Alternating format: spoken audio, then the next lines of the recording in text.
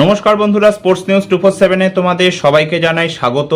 তো এই ভিডিওতে আমরা 2025 আইপিএলের যে দুজন ফাইনালিস্ট ছিল, পাঞ্জাব কিংস এবং রয়্যাল চ্যালেঞ্জার্স বেঙ্গালুরু, এই দুজনের বেস্ট প্লেইং 11 কি হতে পারে আইপিএল 2026-এর জন্য, সেই নিয়ে আলোচনা করব। সবচেয়ে প্রথমে আমি পাঞ্জাব কিংসকে নিয়ে আলোচনা করতে চাই, কারণ পাঞ্জাব কিংস আগেরবার আইপিএলের রানার্স আপ ছিল। এখন দেখো, পাঞ্জাব কিংস হচ্ছে এমন একটা টিম যারা এখন অব্দি 18টা সিজনে খেলেছে আইপিএলের হিস্ট্রিতে, কিন্তু এখন অবধি চ্যাম্পিয়ন হতে পারেনি। 2014 আইপিএলে ওরা হেরে গেছিল কেকেআরের কাছে, তখন অবশ্য কিংস 11 পাঞ্জাব নাম ছিল। আর 2025-এর আইপিএলে আরসিবির কাছে হেরে গেল ওরা। তো দুবার ফাইনাল খেলে দুবারই হেরে গেছে। তো এইবারে পাঞ্জাবের ফ্যানেরা চাইবে এটাই, যে পাঞ্জাব যেন চ্যাম্পিয়ন হতে পারে, কারণ পাঞ্জাবের ক্যাপ্টেন তো শ্রেয়াস আয়ারই থাকতে চলেছে। আর শ্রেয়াস আয়ার হচ্ছে সেই ক্যাপ্টেন যার ক্যাপ্টেন্সিতে কেকেআর 2024 আইপিএলে ফাইনাল খেলে চ্যাম্পিয়ন হয়েছিল, এবং 2025-এর আইপিএলেও যাকে বলে পাঞ্জাবকে ফাইনাল অবধি নিয়ে গেছিল, রানার্স আপ হয়েছিল পাঞ্জাব। তো চলো বেশি দেরি না করে পাঞ্জাবের বেস্ট প্লেইং 11 কি হতে পারে এই ভিডিওতে আমরা জেনে নেব। আর হ্যাঁ, পাঞ্জাব আর আরসিবির যে প্লেইং 11 আমি বলবো, সেই প্লেইং 11 নিয়ে তোমরা সহমত কিনা সেটা কমেন্ট করে জানাতে ভুলবে না। আর তোমাদের মতে বেস্ট প্লেইং 11 কি হতে পারে আইপিএল 2026-এর জন্য এই দুটো টিমের, সেটাও কমেন্ট করে জানাতে ভুলবে না। তো আমার মতে পাঞ্জাবের যে দুজন ওপেনার হতে চলেছে তারা হচ্ছে প্রভসিমরন সিং এবং তার সাথে প্রিয়ান সারিয়া, এই দুজনকে আমি ওপেনার হিসাবে রেখেছি। 3 নম্বরে রেখেছি ক্যাপ্টেন শ্রেয়াস আয়ারকে। আগেরবার শ্রেয়াস আয়ার দারুণ খেলেছিল, তো আশা রাখি সেই ফর্মটা যেন শ্রেয়াস আয়ার কন্টিনিউ রাখতে পারে। 4 নম্বরে রেখেছি নেহাল ওয়াধেরা। নেহাল ওয়াধেরাও খুব একটা ডেঞ্জারাস ব্যাটসম্যান, আমরা সবাই জানি। যদিও আগেরবার আইপিএল ফাইনালে খুবই একটা নেগেটিভ নকও খেলেছিল, একটুর জন্য যাকে বলে পাঞ্জাব হেরে গেছিল, এবং সেখানে কিন্তু নেহাল ওয়াধেরার একটা বিশাল বড় কন্ট্রিবিউশন ছিল। তো আশা রাখি এবার যেন নেহাল ওয়াধেরার একটা খুব ভালো সিজন যায়। 5 নম্বরে আমি রেখেছি আফগানিস্তানের অলরাউন্ডার আজমাতুল্লাহ ওমারাজাই। খুবই কোয়ালিটি একজন অলরাউন্ডার এবং হাই এক্সপেকটেশনস রয়েছে ওর কাছ থেকে। 6 নম্বরে রেখেছি অস্ট্রেলিয়ার মার্কাস স্টয়নিসকে। মার্কাস স্টয়নিসকে আমরা জানি কতটা ডেঞ্জারাস প্লেয়ার, বিশেষ করে ব্যাটিং এর দিক থেকে যদি আমরা দেখি, একা হাতে ম্যাচ জিতিয়ে দেওয়ার ক্ষমতা রাখে। তারপরে রেখেছি শশাঙ্ক সিংকে। দেখো, শশাঙ্ক সিং আমরা সবাই জানি খুবই একটা যাকে বলে ভালো ফিনিশার, এবং আগেরবার আইপিএল ফাইনালেও অলমোস্ট জিতিয়ে দিয়েছিল পাঞ্জাবকে। অনেকে বলে আর যদি একটা বল বা দুটো বল বেশি থাকতো তাহলেই হয়তো জিতে যেত পাঞ্জাব। তো যাই হোক, এবারেও শশাঙ্ক সিংকের থেকে অনেক হাই এক্সপেকটেশনস রয়েছে, এবং আশা করি এবারে খুব একটা ভালো পারফর্ম যেন করে, এবং তারপরে যেন ইন্ডিয়ার হয়ে ও ন্যাশনাল টিমেও চান্স পায়। তারপরে আমি রেখেছি মার্কো জ্যানসেনকে। মার্কো জ্যানসেনের ব্যাটিং তো এখন অনেকটাই ইম্প্রুভ হয়েছে, এবং বোলিং তো ভালো করে, সে নিয়ে তো আমরা সবাই জানি, সে নিয়ে আলাদা করে বলার কিছুই নেই। 9 নম্বরে আমি রেখেছি বেন ডোয়ার সুইস বা জেভিয়ার বাটলেট, এই দুজনের মধ্যে একজনকে। এবার দুজনের মধ্যে কাকে সিলেক্ট করাটা বেস্ট অপশন হবে তোমরা কমেন্ট করে জানাতে ভুলবে না।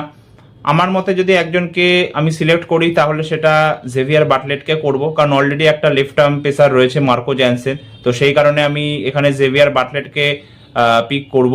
তারপরে আমি রেখেছি আর্শদীপ সিং 10 নম্বরে, আর 11 নম্বরে চাহালকে রেখেছি। দেখো, আর্শদীপ সিং আর একটা লেফট আর্ম পেসার, তো ওই জন্য যাকে বলে 3টে লেফট আর্ম পেসার একটা টিমে থাকাটা ঠিক হবে না। মার্কো জ্যানসেন, আর্শদীপ, আবার এখানে বেন ডোয়ার সুইস, ওই জন্য আমি জেভিয়ার বাটলেটকে পিক করছি প্লেইং 11-এর মধ্যে।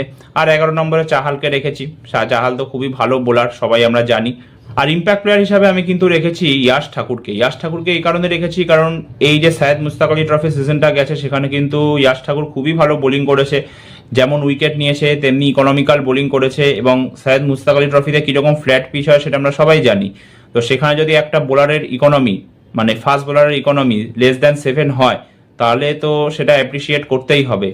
এবং ওই জন্য ইয়াশ ঠাকুরকে আমি মনে করি যে ইম্প্যাক্ট প্লেয়ার হিসাবে পিক করাটা বেস্ট অপশন। তো এই হচ্ছে আমার মতে পাঞ্জাব কিংসের বেস্ট প্লেইং 11। এরপরে যদি আমরা আরসিবির প্লেইং 11-এর দিকে তাকাই, তাহলে আরসিবির হয়ে দুজন ওপেনার তো অবশ্যই হতে চলেছে কিং কোহলি এবং তার সাথে ফিল সল্ট। এবং বিরাট কোহলি যাকে বলে লাস্টের 3টে সিজনে দুর্দান্ত খেলেছে, 2037 রান স্কোর করেছে লাস্টের 3টে সিজন মিলিয়ে, এবং আশা রাখি এই সিজনটাও যেন দারুণ যায়, আইপিএলের ইতিহাসে হাইয়েস্ট রান স্কোরার। এবং তার সাথে ফিল সল্ট তো খুবই ডেঞ্জারাস প্লেয়ার, আমরা সবাই জানি। যদিও টি20 ওয়ার্ল্ড কাপটা সেরকম ভালো যায়নি, তো আশা রাখি আইপিএলে যেন ভালো ফর্ম বজায় রাখতে পারে। এরপরে 3 নম্বরে আমি দেবদাত পারিক্কালকে রেখেছি। 4 নম্বরে রেখেছি ক্যাপ্টেন রজত পাতিদার, এবং 5 নম্বরে রেখেছি টিম ডেভিডকে। এবং রজত পাতিদার আর টিম ডেভিড দুজনেই যাকে বলে স্পিনের এগেনস্টে খুবই ডেঞ্জারাস ব্যাটসম্যান, একা দমে ম্যাচ জিতিয়ে দেওয়ার ক্ষমতা রাখে। তো এই দুজনকে আমি 4 আর 5 নম্বরে রেখেছি যথাক্রমে। 6 নম্বরে রেখেছি জিতেশ শর্মা, এবং আমার মতে উইকেট কিপার জিতেশ শর্মাই হতে চলেছে। আগেরবার আমরা আইপিএলে দেখেছিলাম খুবই ভালো ফিনিশিং টাচ দিয়েছিল, বিশেষ করে ফাইনালে।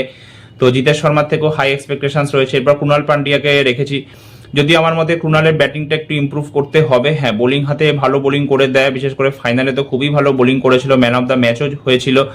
কিন্তু আশা রাখি এটাই যে কুণাল যেন একটু ব্যাটিংটাও ভালো করে দেয়, কারণ ব্যাটিং এর দিক থেকে ওর কাছ থেকে কিন্তু এক্সপেকটেশনস রয়েছে।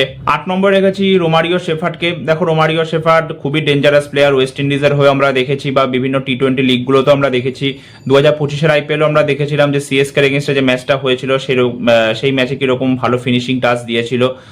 এরপর আমি রেখেছি কনিষ্ক চৌহানকে। কনিষ্ক চৌহান আমরা সবাই জানি যে আন্ডার-19 ওয়ার্ল্ড কাপে ইন্ডিয়ার হয়ে খুবই ভালো পারফর্ম করেছিল, যেমন ইউজফুল বোলার তেমনি useful batsman lower down the অর্ডারে যদি আমরা দেখি। তো ওই জন্য কনিষ্ক চৌহানকে আমি 9 নম্বরে রেখেছি। তারপরে 10 আর 11 নম্বরে আমি ভুবনেশ্বর কুমার আর জ্যাকব ডাফিকে রেখেছি। ভুবনেশ্বরে যদিও লাস্টে কয়েকটা সিজন সেরকম ভালো যায়নি, একটু মার খেয়ে গেছে। তো আশা করি এই সিজনে যেন সেই পুরনো ভুবনেশ্বর কুমারকে আমরা দেখতে পাই, যেমন 2019-20 অব্দি দেখতাম। এবং জ্যাকব ডাফির থেকেও হাই এক্সপেকটেশনস রয়েছে, আশা করা কি ও যেন খুব ভালো বোলিং করে দেয়। ওর প্রথম সিজন আইপিএল এ হতে চলেছে।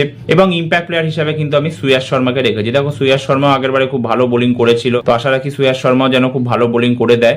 তো এই হচ্ছে আমার মতে পাঞ্জাব কিংস এবং আরসিবির বেস্ট প্লেইং 11। তো এই ভিডিওটা এতটাই, আবার দেখা হবে একটা নতুন ভিডিওতে। ততক্ষণ সবাই সুস্থ থেকো, সাবধানে থেকো, ধন্যবাদ।